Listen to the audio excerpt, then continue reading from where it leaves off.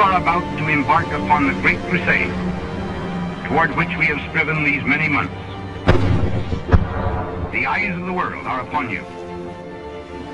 December 1944. Hitler wages one last desperate attack. It's really hard to believe, but it happened. We had been surprised and were in trouble. The bloodiest battle in American history. They would like hugging each other and just shivering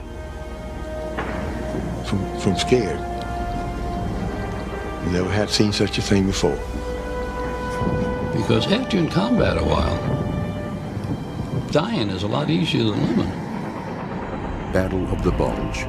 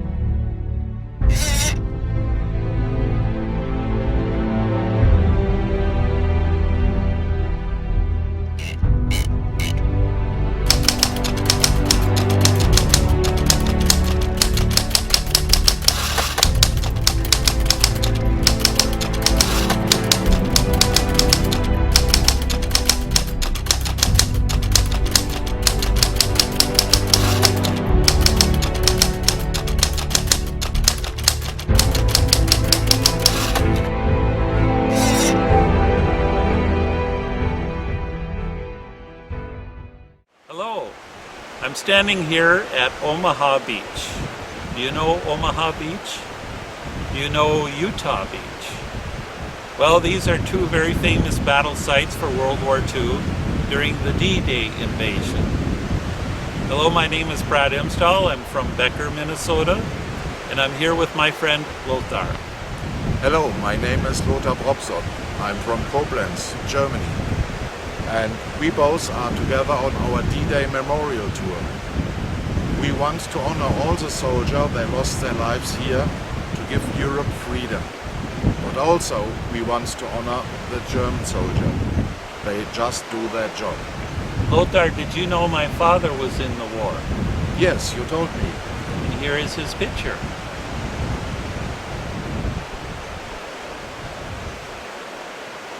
Okay, Brett, you also know that my father was a soldier? Yes. Here is his picture.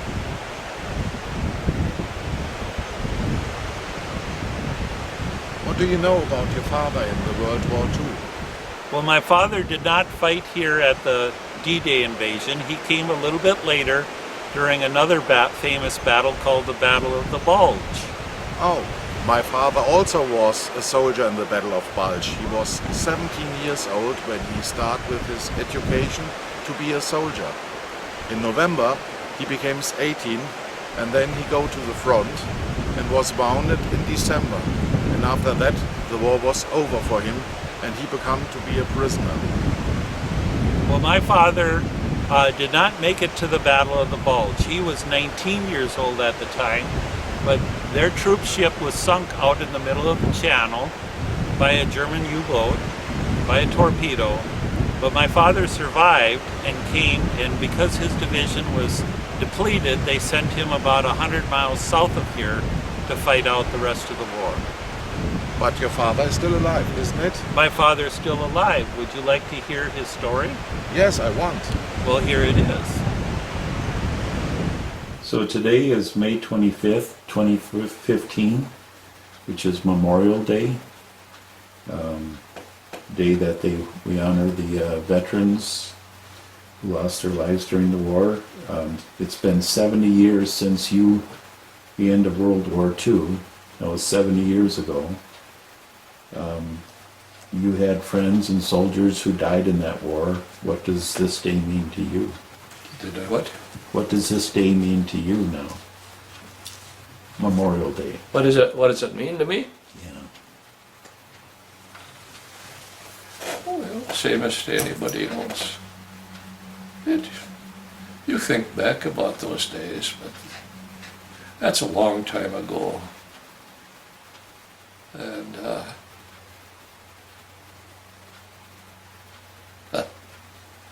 the world will never change. It just keeps getting more and more complex. Everything has changed from the days I was in, as far as being in the Army or Navy or anything. Everything is much better equipment and all that stuff. It's still war. Huh? There's still wars. Oh yes, yeah. People, they never learn. They can't get along together, you know.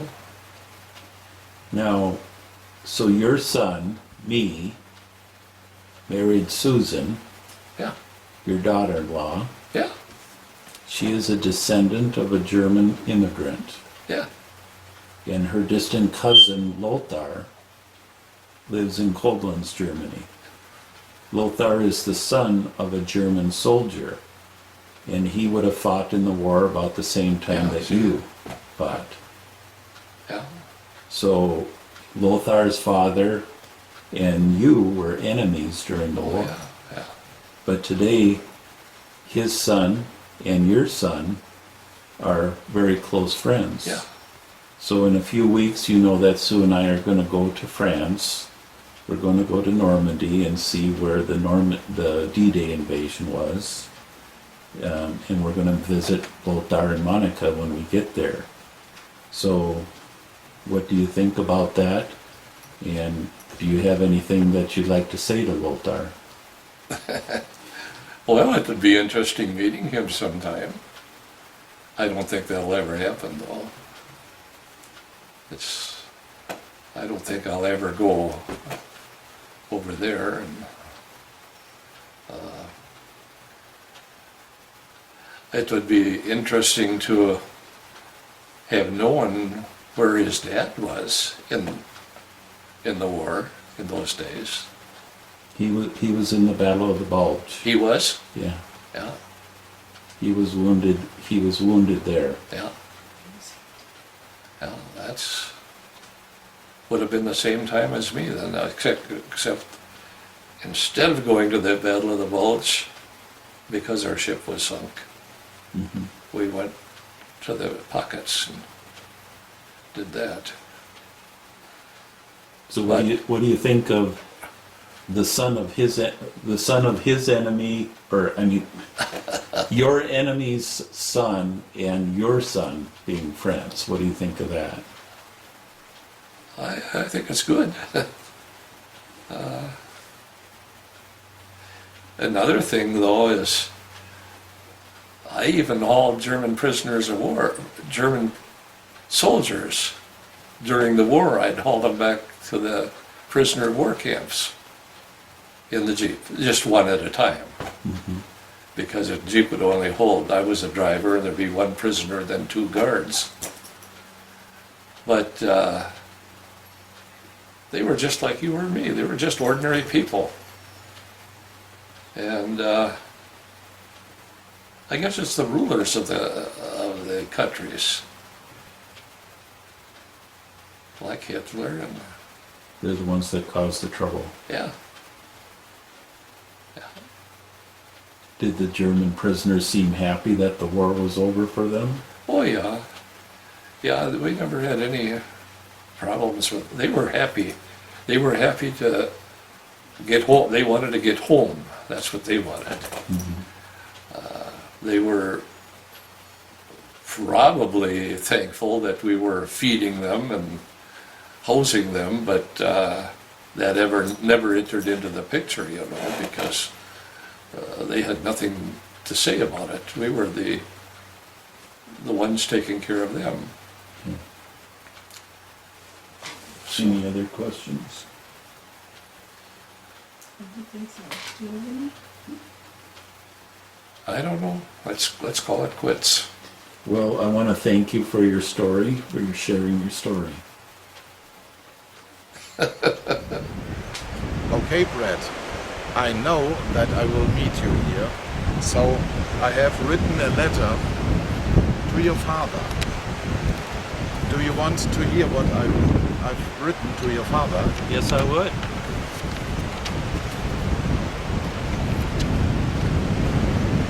Dear Mr. Imsdahl, may I introduce myself.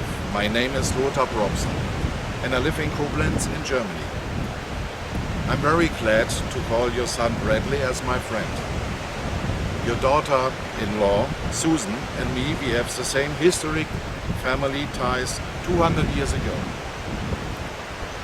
In the last year, we spent together a beautiful vacation by exploring 5 European countries in 14 days. On our tour, we have had interesting discussions about to live in Europe and also about the dark times in the years of the World War II. Bradley told me that you served in this time as a US soldier and that you also know my hometown, Koblenz, and a little village nearby named Remagen. I showed Bradley and Susan and her parents the 2 towers of the former bridge across the Rhine, which today is a memorial. Visitors can visit the spans of the bridge as a warning against the war. In this year we spent our vacation on a very historic soil, so we called our tour the D-Day Memorial Tour 2015. In my mind I have the worst fears, so I thought about what will happen if you met my father, because he was a soldier, but on the other, the German side. You and my father perhaps must be enemies, because the German government has ordered that you both had to be enemies. This is a very sad chapter in the German history. The sons are now best friends, and we visit together the Normandy to honor all the soldiers which give here their lives for their countries. The war which the Germans brought about Europe is not to apologize with nothing. And it fills me with a great sadness when I see all the graves and the young fallen soldiers.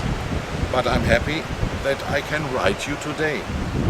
Dear Mr. Imsdahl, thank you with all of my heart for your courage and your commitment to liberate Europe and Germany of the reign of terror. I was born in 1960 and I grew up in freedom and peace. My father told me so much about the war, and sometimes he wept and his voice failed when he spoke about agony, hunger and imprisonment. My father was 17 years old when he was sent to the front at the Battle of Bulge in the winter of 1944.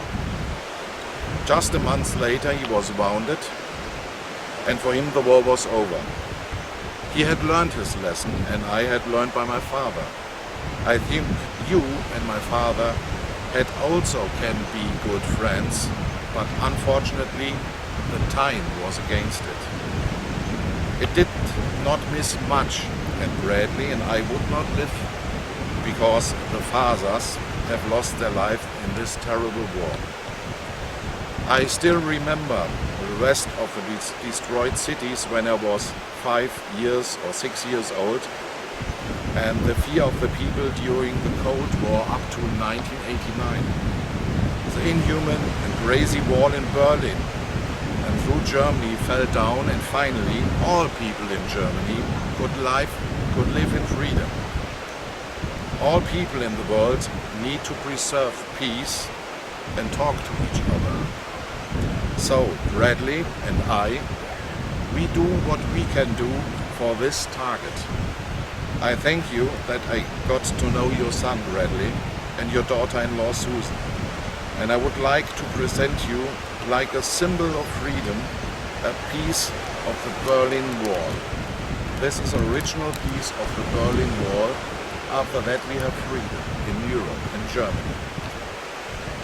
Perhaps, Mr. Imsdahl, you know the actor Leonard Nimoy alias Mr. Spock. Therefore, I close my letter with his famous motto, live long and prosper. Yours sincerely, Lothar Propson from Koblenz, Germany. Thank you.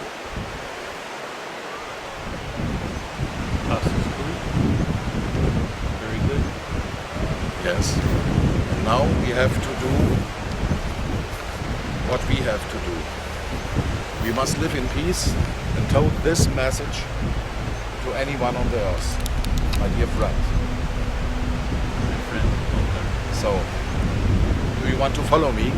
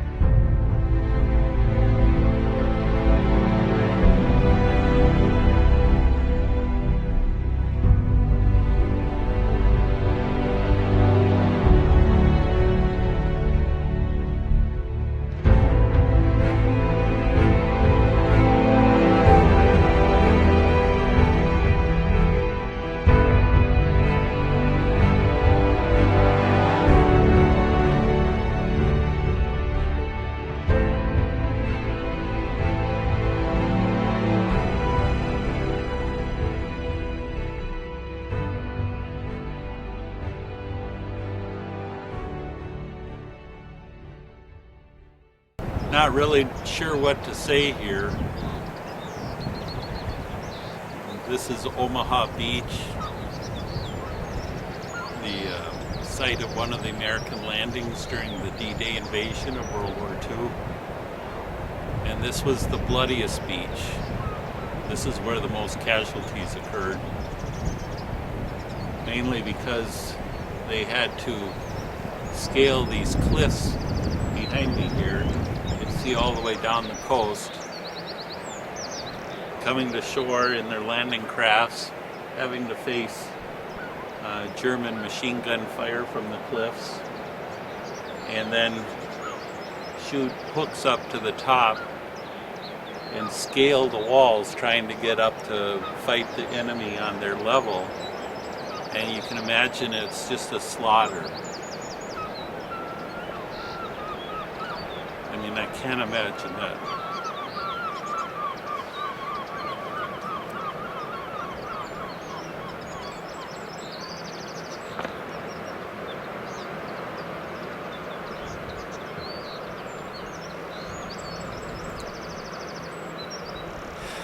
I came here because my dad fought in World War II.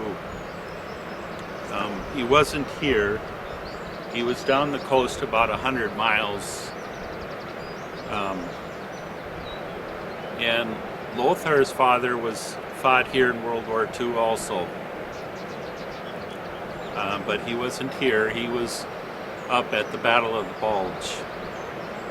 But still, when you think about 18, 19, 20-year-old kids being slaughtered on the beach, 18, 19, 20-year-old kids up there, eventually getting bombed and picked off. It's just unreal.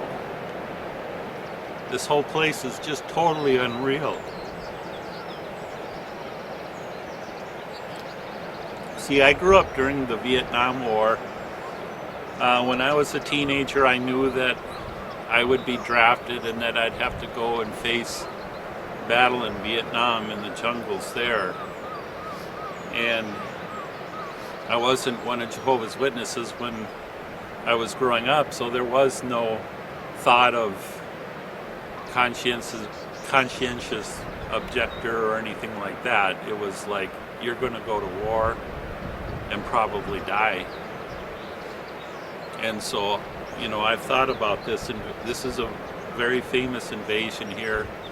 I've seen documentaries on it, and I don't think of victory or war games or having some kind of glorious battle. I think of getting off those landing crafts and being mowed down on the beaches before you even get up here, and lying on the beach and dying from your wounds. I'm sorry, it's gory, but when you think about that, you just have to, I just don't know what to say.